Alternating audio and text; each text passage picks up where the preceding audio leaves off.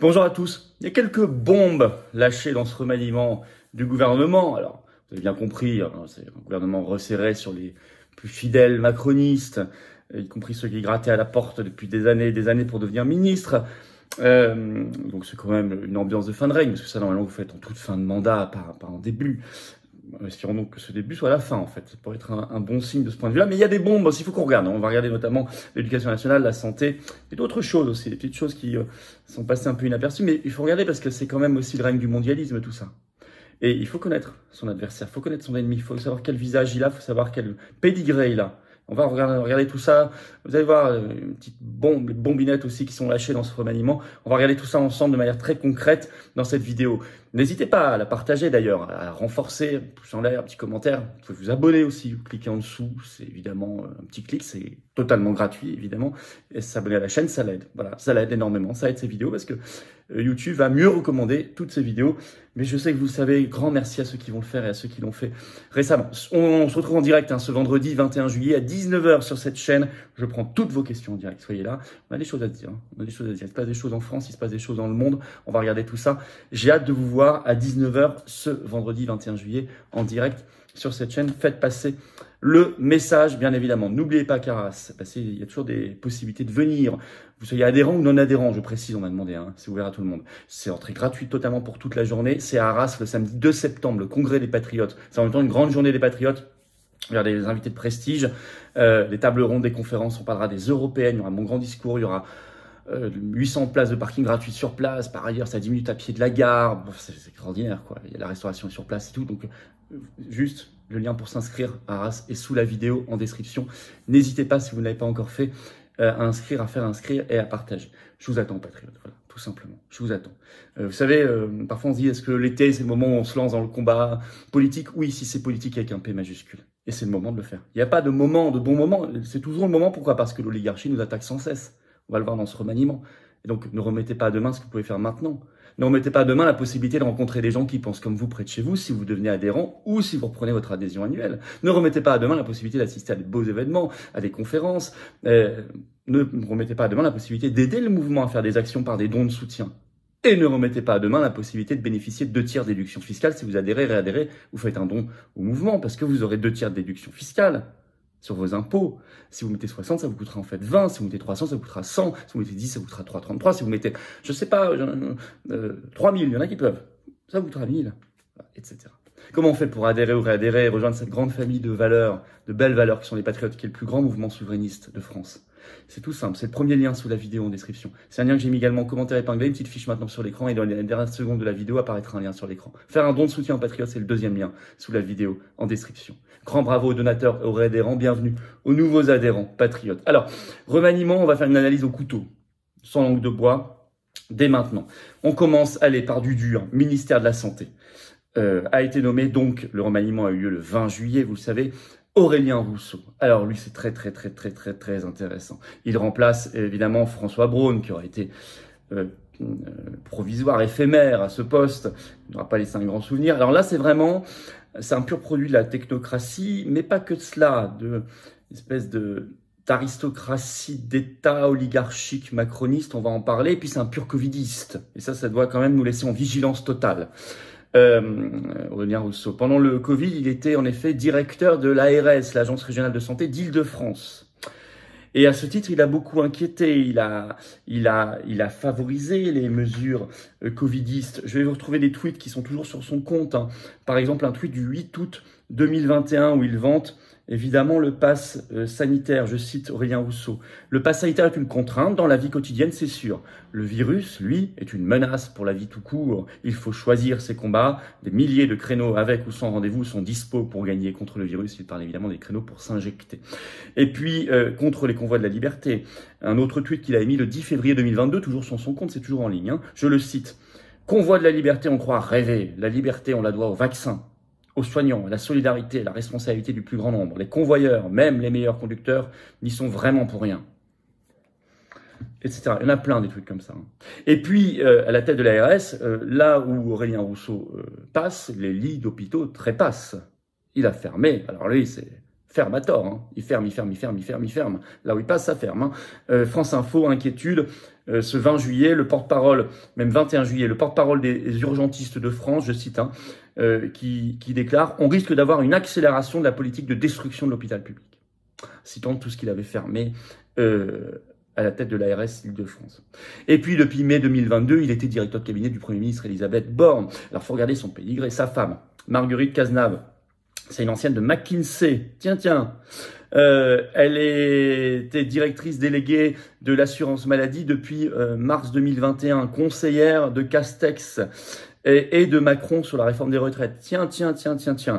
Et par ailleurs, son beau-père, Aurélien Rousseau, c'est un député Renaissance aujourd'hui, comme on dit, hein, du Gers, Jean-René Cazenave. Sa belle-mère, elle est directrice commerciale dans un grand labo, le 10e mondial, labo pharmaceutique, Eli Lilly, américain. Tiens. Vous savez, c'est celui qui produisait les anticorps monoclonaux que la France a acheté en masse dès le début, pendant le Covid, avant qu'on se rende compte. On savait, quand on achetait, que ça servait à rien. Il y a une grosse polémique d'ailleurs là-dessus. C'est le fameux Bamlanivimab qu'on a acheté en masse du temps de Véran en février 2021. Mais dès le 3 mars 2021, vous avez un article dans le Figaro qui déclare ceci. Covid-19, l'anticorps monoclonal d'Eli Lilly, déjà très contesté. Voilà, c'est ce monde-là. Hein. Son beau-frère, Pierre Cazenave, député aussi, Renaissance, macroniste des Hauts-de-Seine, ex-conseiller aussi à l'Élysée. Bon, oui, c'est tout ça, c'est intéressant. Voilà, alors ça, il faut connaître. Ministre de la Santé, vous voyez, à qui on parle. Hein, bon. Alors, à l'Éducation nationale, Gabriel Attal, qui remplace le funeste, le catastrophique, Pape Ndiaye, on va pas le regretter, hein, qui a duré à peu près 1 an. Alors, ils ont un point commun déjà, Attal et Pape Ndiaye, c'est l'école alsacienne. Ben, parce qu'ils recommandent, ils vantent l'école publique, etc. pour les autres, mais enfin, les enfants de Pape Ndiaye sont à l'école alsacienne, hein, privée, ultra chic à Paris, et Gabriel Attal, quand il était petit, il était à l'école alsacienne. Donc ils ont un lien déjà. Et par ailleurs, c'est le plus jeune ministre de l'Éducation nationale de la 5e République, 34 ans. Et, bon, on peut s'étonner quand même de mettre quelqu'un comme ça. Quelle est son expérience? Enfin, c'est quand même un très, très gros navire. Et puis, on s'occupe de millions d'enfants, de jeunes, les parents d'élèves, les professeurs. Enfin, c'est quand même assez étonnant tout ça. Hein. Pour pas dire plus. Alors, tout récemment, c'est très intéressant du point de vue oligarchique. Il était un des 10 Français qui avaient été invités à la réunion du groupe Bilderberg. C'était du 18 au 21 mai dernier au Portugal. Il était invité aux côtés, par exemple, d'Édouard Philippe, mais aussi du PDG d'AXA ou du numéro 1 de l'OTAN, Jens Stoltenberg, etc. Bon, là, généralement, quand vous êtes invité au Bilderberg, c'est un groupe complètement opaque, eh bien, c'est qu'on va vous propulser votre carrière. Bon, voilà, ça se passe.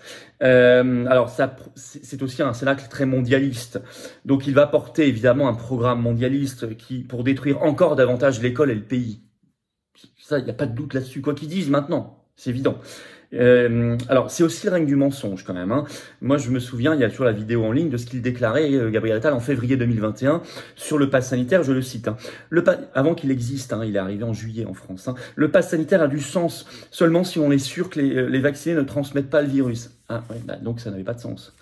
Il aurait été bien de ne pas dire l'inverse quelques mois plus tard. Bon, alors, intéressant aussi, Aurore Berger qui devient enfin ministre, notamment des Solidarités. Alors elle, c'est l'opportuniste faite femme. On la voit à ces fameux selfies où elle a tous les personnalités politiques. En 2002, elle avait rejoint l'UMP. Alors c'était un article de Libération du 18 décembre 2017 qui avait retracé tous ces différents amours politiciens. Donc elle se déclarait pro-Thatcher et pro-Sarkozy en 2014. Elle soutient Fillon en 2013, puis contre Fillon en 2015, elle soutient Juppé. Puis février 2017, elle rejoint En Marche, Macron, etc. Bon.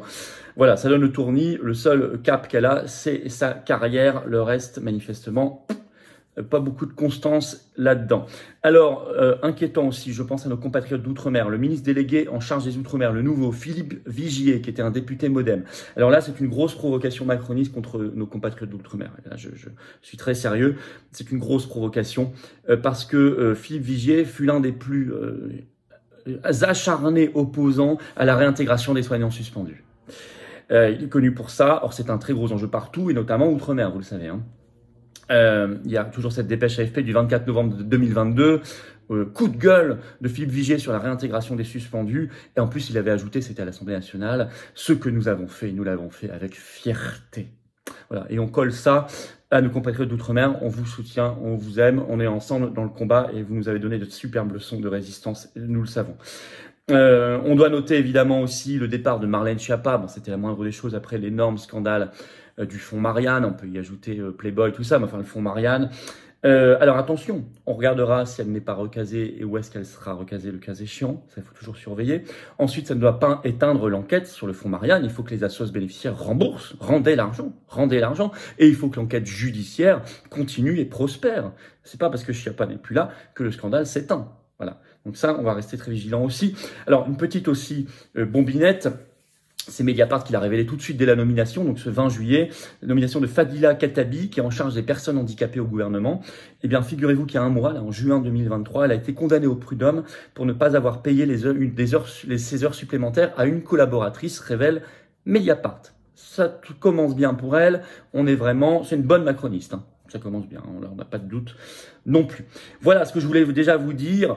Alors évidemment, sur le fond, les grandes lignes idéologiques sont strictement les mêmes, hein. D'ailleurs, on ne va pas s'apesantir sur ce remaniement. On ne l'a pas fait avant, on ne va pas le faire maintenant. Mais ceci dit, il faut quand même savoir tout ce que je vous ai dit. C'est très important, hein. Pas parler dans le vague. Il faut donner précisément des exemples concrets à nos compatriotes quand on essaie de convaincre dans les conversations, quand on diffuse aussi sur Internet. Nous, ce qu'on veut, c'est se débarrasser du casting et de la caste. Quand on est un pays qui n'a plus sa souveraineté, alors vous tombez dans le règne du casting, c'est l'image, la com, etc. Et le règne des bandes, des copains et de la caste. On est exactement les deux pieds dedans avec ce nouveau gouvernement, encore plus que le précédent.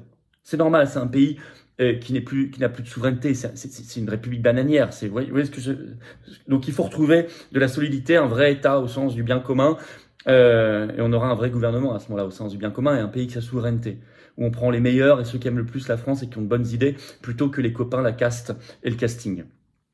Nous, ce qu'on veut, c'est pas un remaniement, c'est la destitution de Macron. Article 68 de la Constitution, disons-le haut et fort encore à nos parlementaires, députés, sénateurs, il y a eux qui peuvent lancer et faire cela. Et c'est nécessaire. Voilà, n'hésitez pas à faire circuler cette vidéo, elle est importante, hein.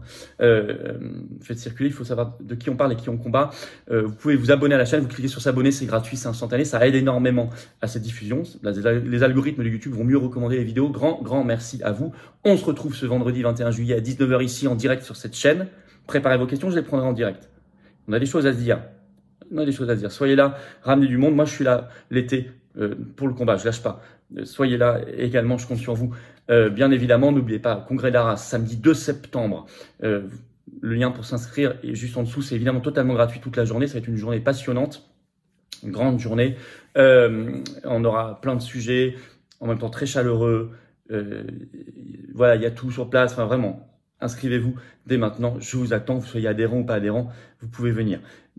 Ceci dit, si vous n'êtes pas adhérent, je vous aimerais que vous le deveniez vraiment. Ou si vous n'êtes plus à jour parce que votre adhésion a plus d'1 an, j'aimerais que vous redeveniez adhérent des Patriotes. Et ceux qui peuvent, faites un don de soutien au mouvement. On a tellement besoin. On a tellement anti-oligarchique, on nous met tellement de bâtons dans les roues, politiques, médiatiques, financiers. Mais aidez le mouvement. Venez apporter votre force d'âme. Moi, j'ai envie de vous connaître, j'ai envie de me battre à vos côtés. J'ai envie que vous battiez à mes côtés, à nos côtés, à côté de nos formidables référents, délégués, militants, équipes départementales, en métropole, outre-mer, à l'étranger, parce qu'on est présent partout. Venez maintenant, vous ne regretterez pas. Vous réadhérez. Venez vous battre pour la liberté et la souveraineté. Venez vous battre pour nos enfants, nos petits-enfants. Venez vous battre pour la transcendance pour le beau qui nous dépasse, pour la France, l'humanité. C'est tout ça, ce combat. Il nous englobe, il nous dépasse. Il est beau. Le lien pour adhérer ou réadhérer, c'est le même. C'est le premier sous la vidéo en description. C'est un lien en commentaire épinglé. Dans quelques secondes, il apparaîtra sur l'écran. Choisissez. Faire un don de soutien en patriote, c'est le deuxième lien sous la vidéo en description. Tout ça est défiscalisé aux 2 tiers pour vous.